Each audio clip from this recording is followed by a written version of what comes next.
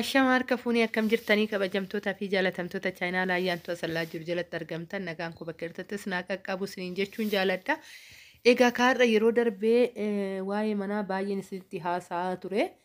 Isiniin jedhaa har'a immoo isan qabadhee too kara keessan dhufee too jira maalirraa akka hin jiru isiniin jecha akkasuma immoo maalinni wanti yeroo baay'ee mana ijaarru keessaa wacii ta'ee nuti dabalamaa jiru. Warri ogeessillee waggaa hojjetan waan kana herreega keessa galchanii nutti himuu kan hin dandeenye. Wanta garuu baay'ee barbaachisaa ta'isa malee hojjetamuu kan hin dandeenye. Nus immoo herreega keessa galchinee kan herreeguu hin dandeenye qabadhee kara keessan dhufeetoo jira.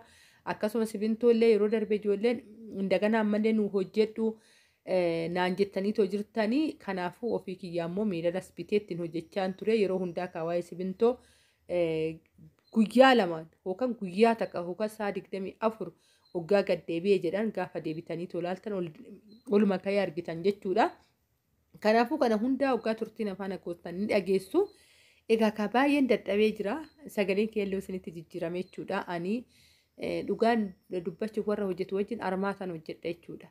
Kan mana kooti akkana waggaan jedhu qacaramee bahee osoo hin taane mana kooti ani hojjetaatti finne. Ofii kiyyaafan armaataa wajjiniin hojjedhee oole jechuudha guyyaa guutuu. Kanaafuu baay'een dadhabe garuu isiniif dabarsuu waan hin qabuufan jechuudha. Isin biraa yeroo kanatti qaqqabuu waan hin qabuufan akkasuma immoo waan bitamuu qabus warri yeroodhaan itti yaadda warri mana ijaaruu heddan jiraattan yeroodhaan akka kanas itti yaaddan qabadhee kara keessan dhufeera. Viidiyoo kana laayik sheer gochuu hin dagatinaadha isiniin jedha. Egaa kaa waaqayyo waggaa jedhee anamma kara xumuraa hittan deemaa jira jechuudha. Lafa argitan kana egaa kaa duraan lafti kiyya minxaafiin irra afameetoo jira. Garuu minxaafii kaasetan kun biyyee akkanatti daldalameetoo jira jechuudha. Lafa gaafa armaataa guuttan dura qaxaqqaxamee ka'ee dhakaan qaxaqqaxamee kaan ta'eetidha jechuudha. Kan bareedu malee akkanatti miti. Egaa kaan amma kun lafa qoffuramee tolee ganaa hojjetamaa jiruudhaan waraabee isinitti argisiise. Gatii nama gaafata. Wokkatti ilaallu viidiyoo kanatti dhugaa laaltan waan xiqqaa wayii isinitti fakkaata. Dhugaa dubbachuuf mana akkatti mana qaaqqaree bakka yeroo kanatti silaa yeroo gannaatidha. Ani immoo bakka dirqama hojjetamuu qaba. Waan itti yaadasan yeroo san ta'uu qaba jedhee waan yaaduuf gannaa qorriin jira. Kanarratti mana kanatti diigee hojjechaatu jira jechuudha. Egaa kaa amma kara kanaatti isin dabarsa. Inni kun madaabaraa keessatti isinitti mul'achuu dhabuu danda'a. Dhumarratti garuu suuraa isaa hin argitan.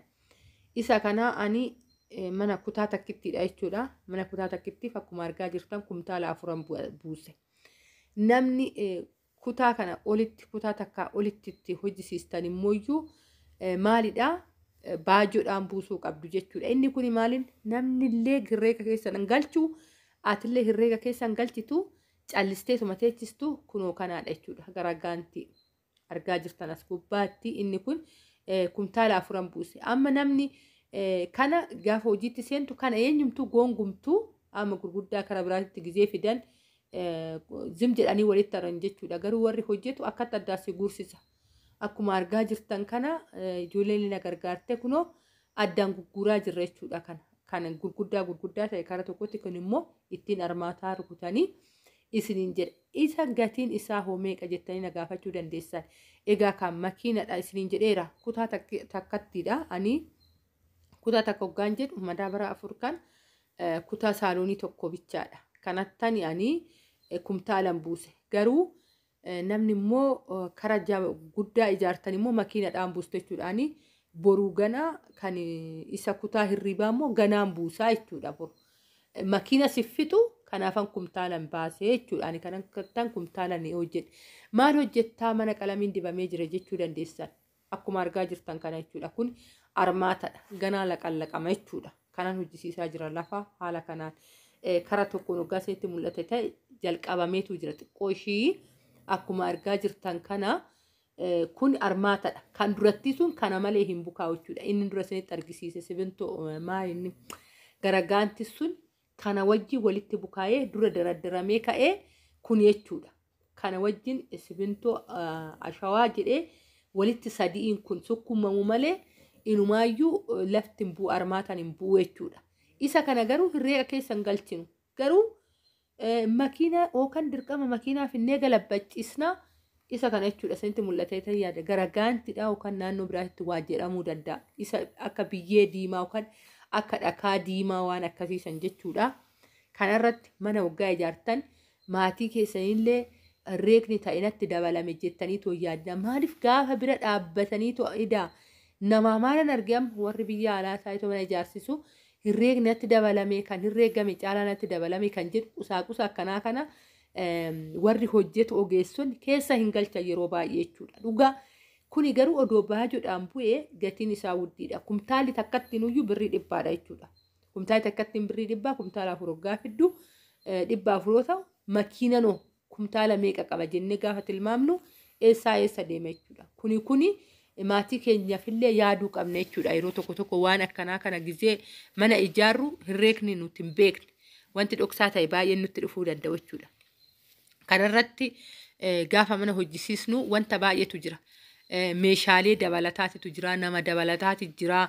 Kanaafuyyuu kana irratti sirriitti xiyyeeffannoo godhuu jaalanna siin jedha. Karaa simintootti hoggaan darbee simintoon kumtaalli 1700 jechuudha. Ani kanan ittiin bitee amma yeroo kanaan jira. Borummoo hin beeku anis dabalata ganaan bita waan ta'eef isiniin jedha.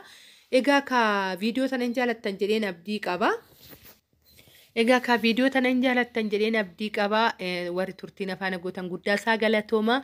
Egaa karaa mana kiyya kara xumuuraatti ittan deema. Gaafa isa xumuure ka waan hundaa mana keessallee isinitti meetan ture haga meeshaaleedhaan ba'utti wanta tokko hundaa waan jiru biyya keessaa tokkoon walumaan ilaallaa, walumaan barannaa.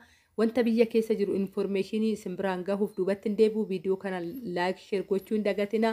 Hiriyoota keessan biraan illee egaa waa'ee garagaantitii fi waa'ee simintootiidha kana irratti haasa'e. Turtiin afaan gootaniif guddaa isaa galatoomaa. Baay'een sin jaaladha, baay'een sin kabajaa. Bye bye.